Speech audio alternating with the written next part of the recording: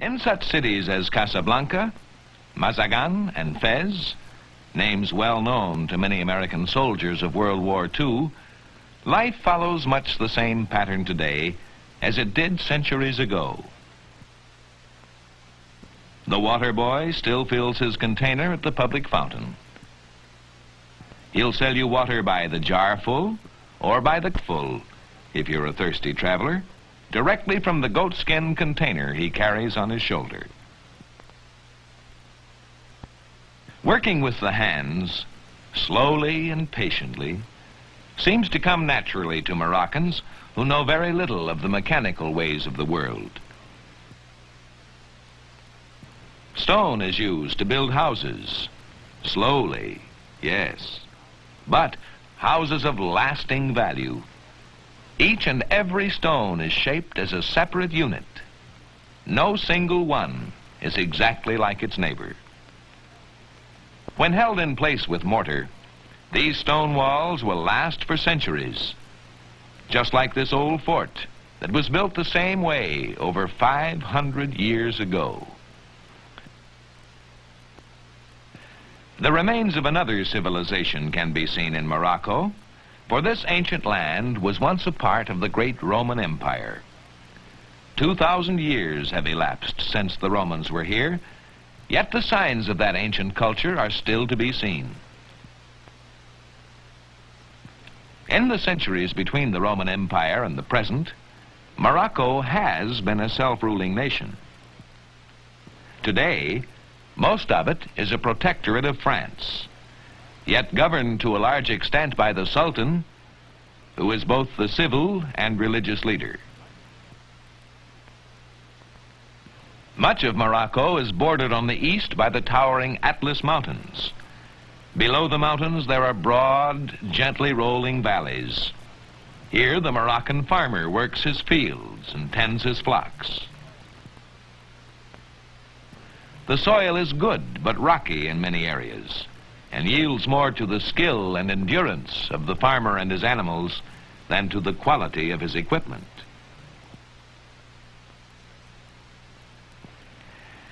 The more animals a farmer owns, the more work he can accomplish in a day.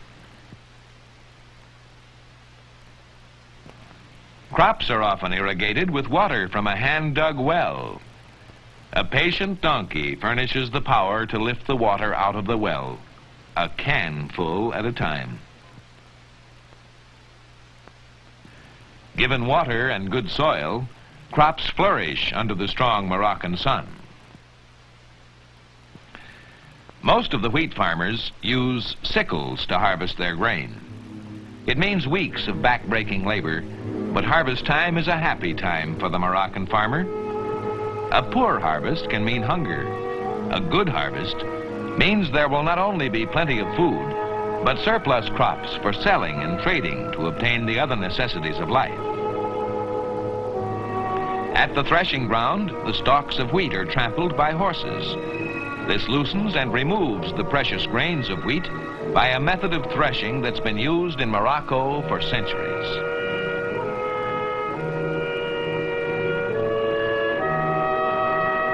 It's a slow process, but it works. When the horses have finished, the trampled material is tossed into the air. The wind carries away the lighter chaff, leaving eventually only the good wheat grains in a neat pile below. Sheep are raised in all parts of Morocco. The shepherd's son rather enjoys helping tend the flock. The wool and sheepskins are taken to a watering place for washing.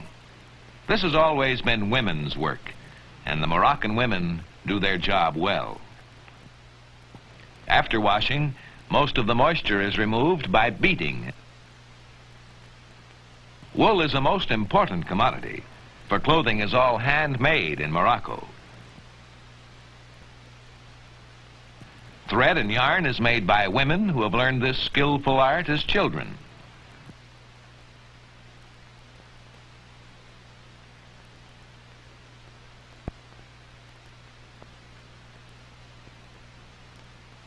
Some of the yarn is colorfully dyed and hung out to dry. Moroccans often build the machines that they're unable to buy. Here, an old bicycle wheel is used to help wind thread onto a bobbin. The bobbin, in turn, is used to feed a hand-operated loom and turn out strong, colorful wool cloth. Clay pots and dishes for household use are all handmade by other skillful workers. After baking in a kiln, the pots can be sold as they are or beautifully decorated before being sent to market.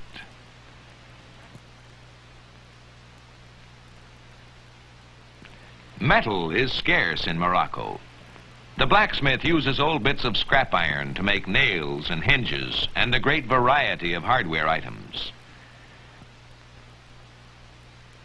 All the products of the farmer and the craftsman are found in the public market. If you look long enough and bargain hard enough, you can buy all the necessities of life in Morocco. The last tiny bits of foreign matter are removed from the grain before this important farm product is offered for sale. There's homemade candy to buy. The shepherd brings his sheep to market, sometimes to trade for other things, and sometimes to sell for cash. The spice merchant has seasonings for every taste, and if his hot pepper gives you a stomachache, the druggist will be happy to sell you a remedy.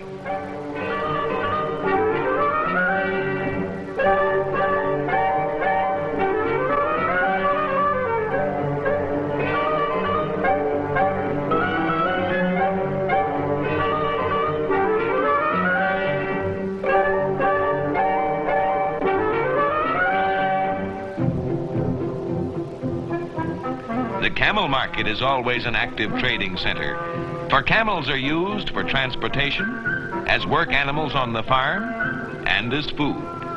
Camel hides are used as leather. The camel never seems concerned with his fate, whatever it may be.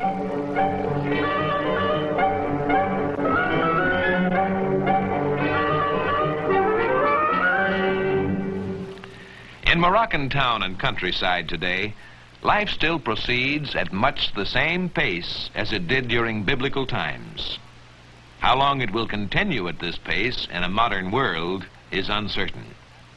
Perhaps widespread changes will occur, for here and there, one does see signs of a more modern life.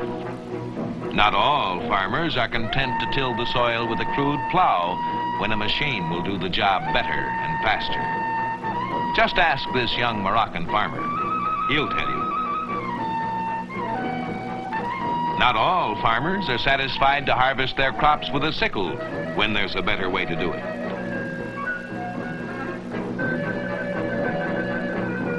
In certain cities, there are signs of modernization.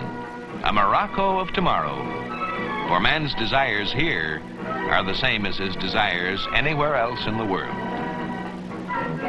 Changes begin first in the minds of these good people who, like people anywhere, hope to improve the living standard in their land. But in spite of the changes that may someday alter the face of Morocco, there will always be reminders of its colorful past, like the Berber tribesmen from the distant Atlas Mountains who hold their fantasia, or parade and religious celebration, today just as they have for centuries past.